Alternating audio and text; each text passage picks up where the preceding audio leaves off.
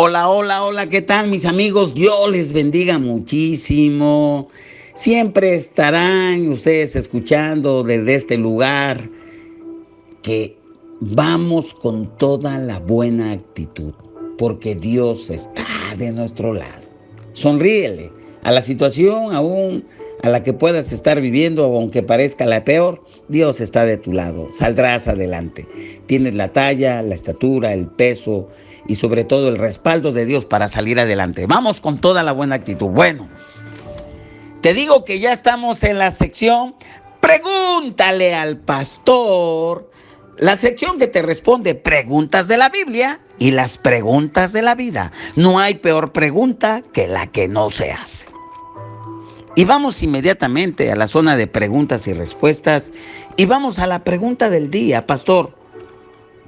Por desconocer lo que dice la Biblia, la mayoría de las personas toman como válida toda enseñanza y práctica religiosa de grupos, de denominaciones y de iglesias sin cotejar si son bíblicas o no.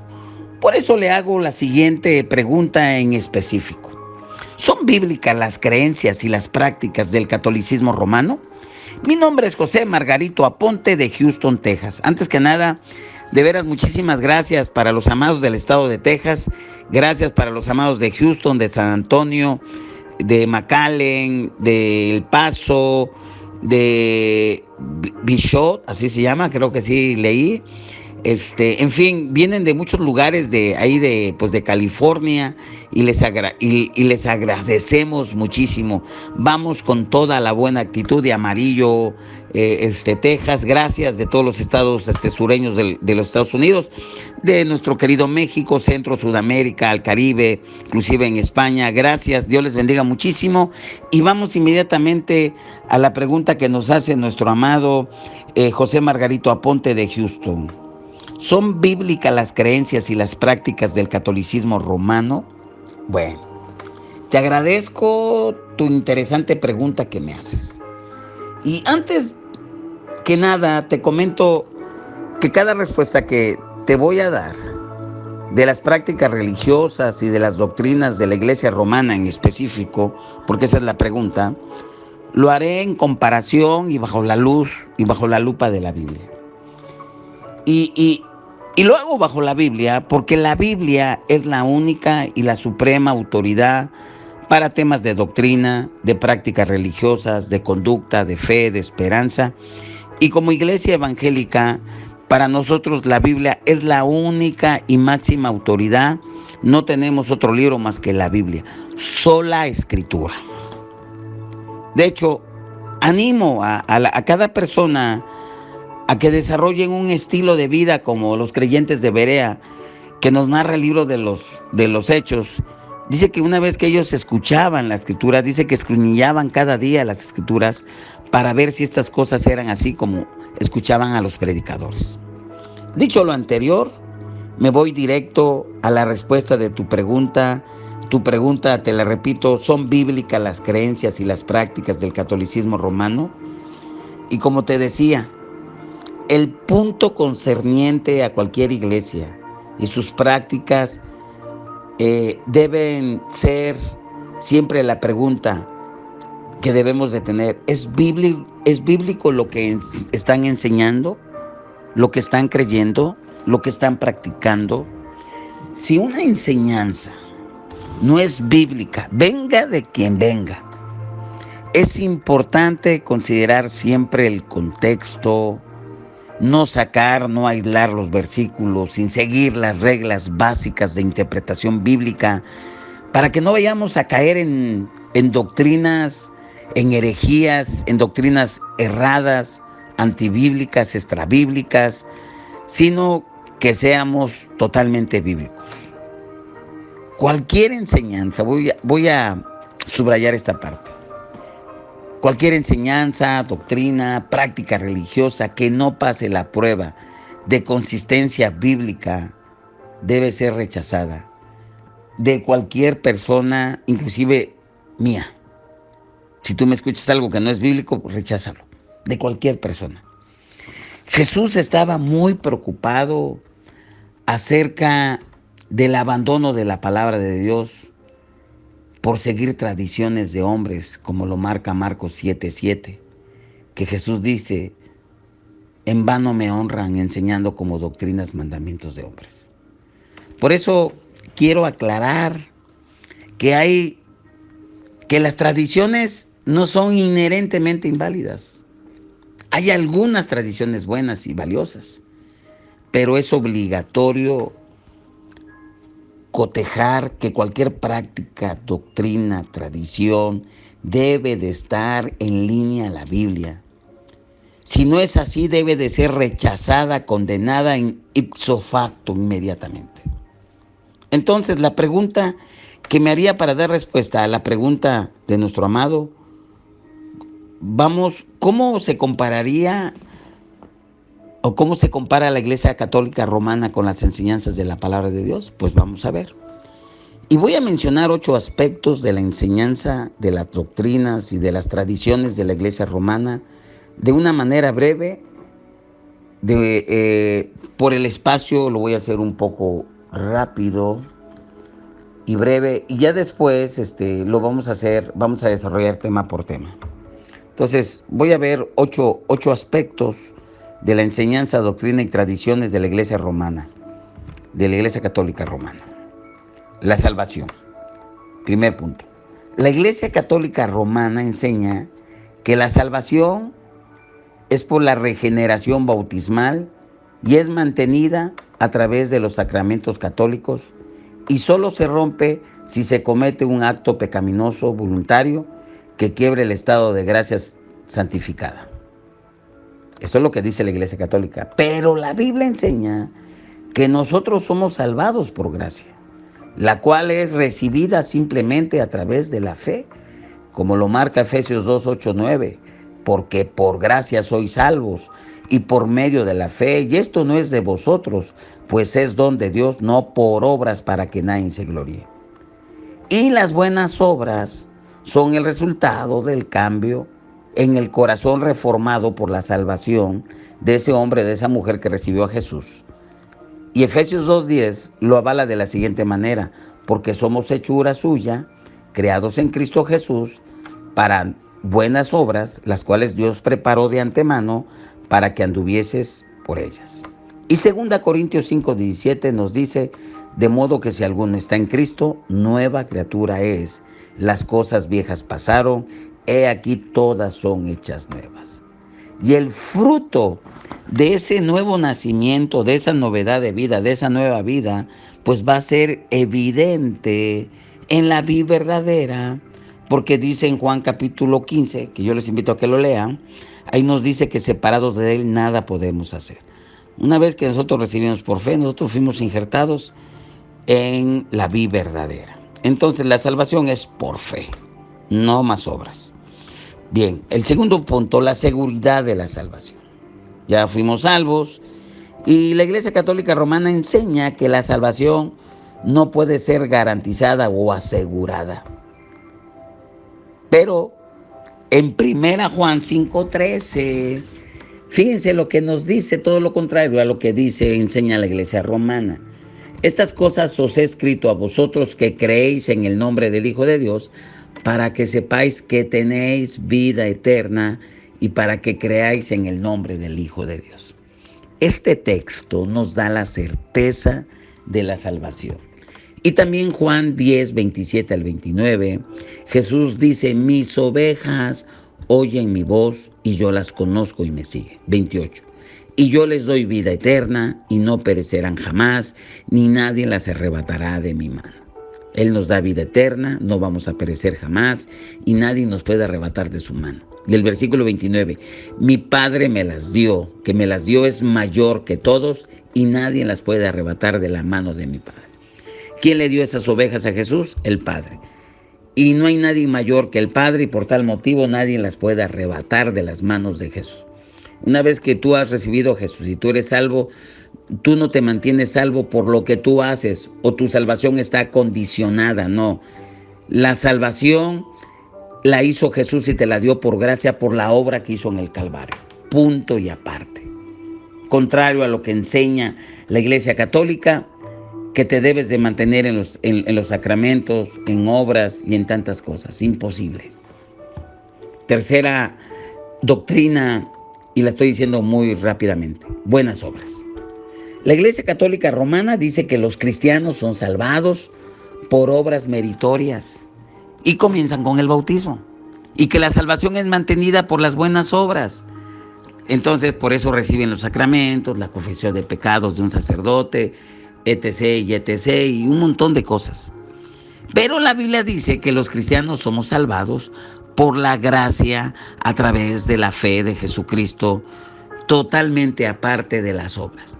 Tito 3:5 nos dice: nos salvó no por obras de justicia que nosotros hubiéramos hecho, sino por su misericordia, por el lavamiento de la regeneración y por la renovación del Espíritu Santo. Y Efesios 2:8-9, que siempre es un texto importantísimo, porque por gracia sois salvos por medio de la fe, y esto no es de vosotros, pues es don de Dios, no por obras, para que nadie se gloríe. Y Gálatas 3, del 10 al 11, nos dice que todos los que dependen de las obras de la ley están bajo maldición, porque escrito está: maldito todo aquel que no permaneciere en todas las cosas escritas en el libro de la ley para hacerlas. Y por la ley ninguno se justifica para con Dios. Es evidente que el justo por la fe vivirá. Y Romanos 3, 19, 24 nos dice, nos asegura que aparte de la ley, versículo 21, se ha manifestado la justicia de Dios, certificada por la ley, por los profetas. 22, la justicia de Dios por medio de la fe en Jesucristo para todos los que creen en Él, porque no hay diferencia. Romanos 3:23, por cuanto todos pecaron, están destruidos de la gloria de Dios. 3:24, siendo justificados gratuitamente por su gracia mediante la redención que es en Cristo Jesús. Entonces nosotros no somos salvados por obras, como dice la Iglesia Romana. La siguiente doctrina: bautismos. Esta es la cuarta. Bautismos. El bautismo en el Nuevo Testamento siempre es practicado después de la fe salvadora en Cristo. El bautismo no es el medio para salvación, es la fe en el Evangelio lo que nos salva. Por eso ahí en 1 Corintios, del 1 al 14 al 18, pues si fuera así, Pablo erró en su ministerio, porque él dice, pues en el versículo 17, pues no me envió Cristo a bautizar, sino a predicar el Evangelio, no con sabiduría de palabras, para que no se haya vana la cruz de Cristo. Porque dice Pablo que si fuera así, pues él falló, porque él nada más recuerda en el versículo de 1 Corintios 1:15, también bauticé a la familia, dice, pues, para que ninguno diga que fuisteis bautizado en mi nombre, también bauticé a la familia de Estéfanes, de los demás no sé si los he bautizado algún otro. Entonces el propósito de Pablo no era bautizar, era predicar la palabra, y por consecuencia, pues obviamente es el primer acto de obediencia después de recibir a Jesús. Y Romanos 10, 13 y 17, Pablo dice, porque todo aquel que invocar el nombre del Señor será salvo. ¿Cómo pues invocarán a aquel en el cual no han creído? ¿Y cómo creerán en aquel a quien no han oído? ¿Y cómo irán sin haber quien les predique? La salvación viene por predicar el Evangelio, el verdadero Evangelio, no otro Evangelio, no un Evangelio diferente, el Evangelio de la cruz. Entonces, la Iglesia Romana enseña que la regeneración bautismal de los infantes es una práctica que no se encuentra en ninguna parte de la Biblia.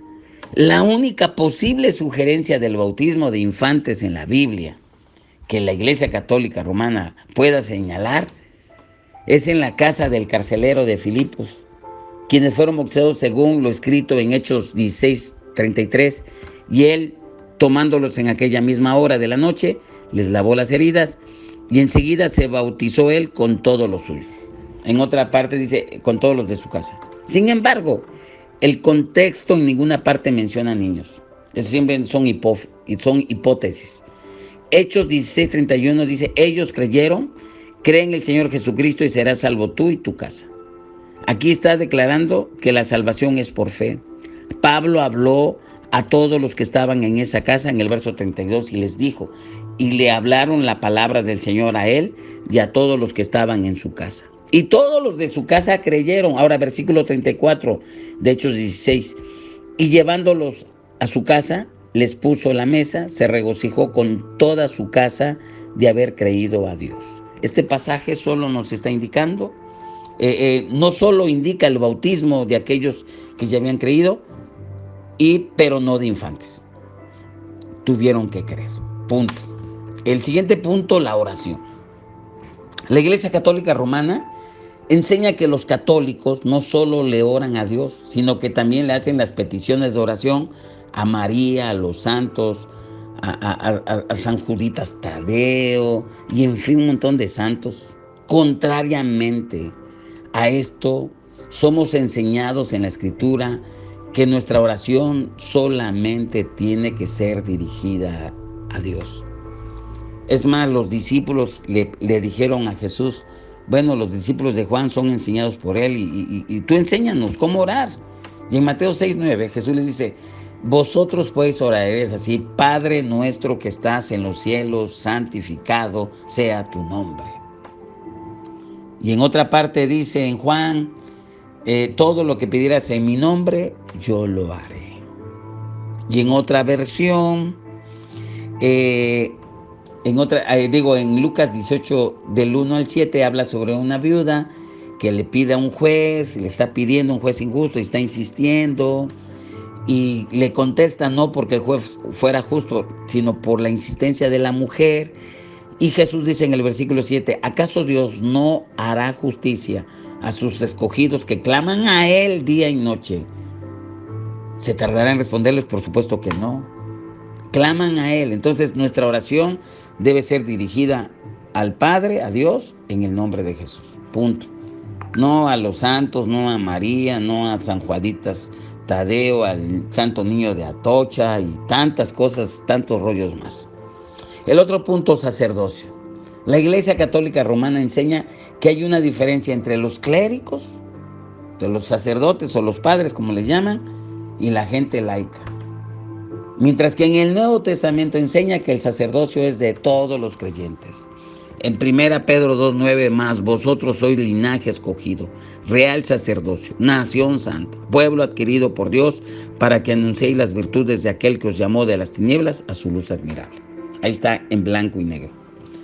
Y en los sacramentos, la Iglesia Católica Romana enseña que un creyente es infundido con gracia mediante la recepción de los sacramentos. Tal enseñanza no se encuentra en ninguna parte de la Biblia. Eso es un cuento chino.